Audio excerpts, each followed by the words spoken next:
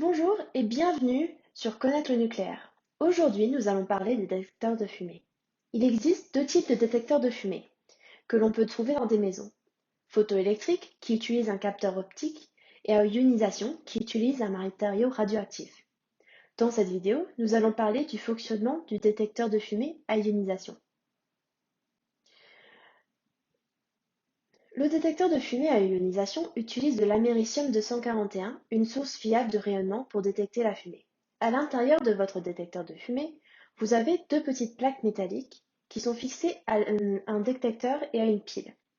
Cette pile crée une différence de charge entre les plaques métalliques, ce qui signifie qu'une plaque va être chargée positivement et l'autre négativement.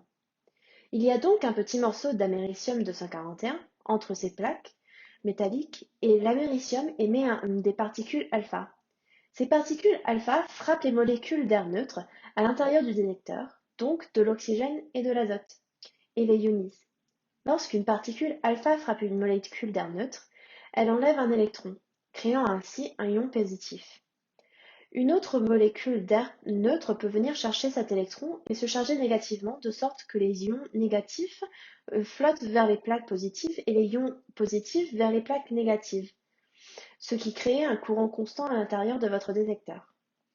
Lorsque de la fumée entre dans le détecteur, les molécules polaires de la fumée sont attirées par les molécules d'air ionisé et s'assemblent pour former des particules plus grosses.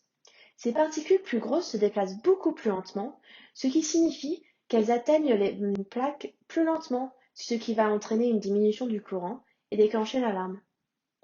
Comme ces plus grosses particules se déplacent plus lentement, elles peuvent aussi être attirées les unes par les autres et neutraliser leur charge mutuelle, ce qui signifie qu'elles ne frappent pas du tout les plaques, ce qui va aussi entraîner une diminution du courant et déclencher l'alarme. C'est pour ça que lorsque votre détecteur de fumée a une pile faible, il émet un bip toutes les 2 minutes pour vous le faire savoir. La faible pile provoque une diminution du courant à l'intérieur du détecteur, ce qui est dangereux. C'est pour ça qu'il est recommandé de changer la pile de votre détecteur au moins une fois par an.